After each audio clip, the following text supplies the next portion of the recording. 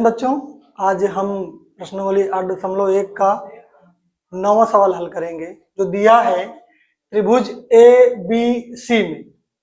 पहले बना लेंगे हम त्रिभुज ए बी सी में जिसका कोण बी समकोण है अर्थात 90 डिग्री है। अब आप इसको चाहे ए मानो चाहे इसको ही मानो, कोई जरूरी नहीं है, ए और सी। तो दिया यदि tan ए बराबर 1/√3, तो tan का मतलब होता है लंब बटे आधार। लंब आपका दिया है 1 और आधार दिया है आपका √3। कर्ण आपको ज्ञात करना है, तो निम्नलिखित के मान ज्ञात कीजिए। पहला है sin ए cos ए sin सी। दूसरा सवाल है cos ए cos सी sin ए sin सी। तो पहले इसकी तीसरी भुजा ज्ञात करेंगे। दिया है क्या क्या दिया है? कोण B बराबर 90 डिग्री अर्थात कोष्ठक में लिखेंगे समकोण। फिर tan A बराबर 1/√3। अब tan का मतलब लंब बटे आधार होता है, जैसे लाल बटे कक्का से हम निकालेंगे तो साइन कास tan, तो tan का मतलब लंब बटे आधार होता है।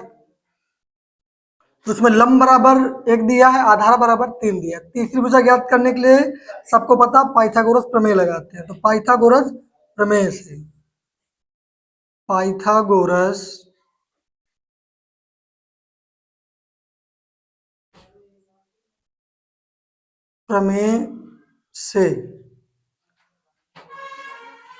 कर्ण का स्क्वायर बराबर लंब का स्क्वायर प्लस आधार का स्क्वायर। कर्ण आपका है AC स्क्वायर बराबर लंब मतलब 1 का स्क्वायर प्लस आधार का मतलब √3 का स्क्वायर। अब AC स्क्वायर बराबर आपको मिलेगा 1 का स्क्वायर 1 होता है, √3 का स्क्वायर केवल 3 होता है, जोड़ेंगे तो 4 हो जाएगा। अब AC बराबर आपको मिलेगा √4, तो AC बराबर आपका हो जाएगा केवल 2। यहाँ क्या लिख सकते हैं? 2। अब आपसे कह रहा है कि साइन ए, ये कह रहा है कि आप साइन ए cos सी। साइन का मतलब होता है लंब बटे कर्ण, तो लंब आपका कितना है? 1, कर्ण है आपका 2 गुणे cos सी। अब देखो एक चीज और ध्यान देना है, जब ए कहे तो कोण इसको मानते हैं और जब सी कहे तो कोण इसको मानेंगे। तो जब सी मानेंगे तो जो कोण यहाँ बनेगा इसके सामने वाली भुजा लंब हो जाएगी और ये आधार हो जाएगी। कर्ण में कोई परिवर्तन नहीं होता है।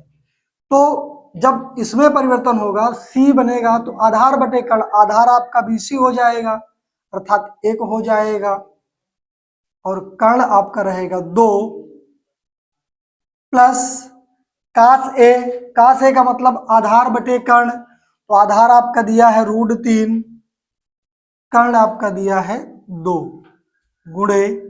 फिर कह रहा है साइन सी, जब साइन इसको मानेंगे कोण तो सामने वाली भुजा लंब हो जाएगी अर्थात √3 हो जाएगा, कर्ण आपका वही 2 रहेगा।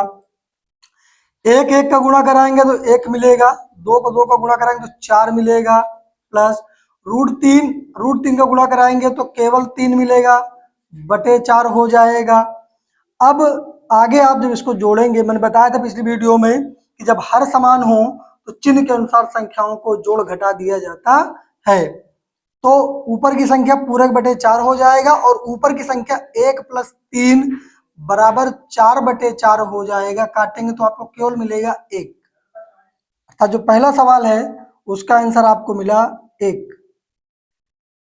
अब हम बढ़ेंगे दूसरे सवाल की ओर। आपका पहला सवाल हो गया, अब दूसरे सवाल की ओर चलेंगे। तो ये कह रहा है कि cos A cos C minus sin A sin C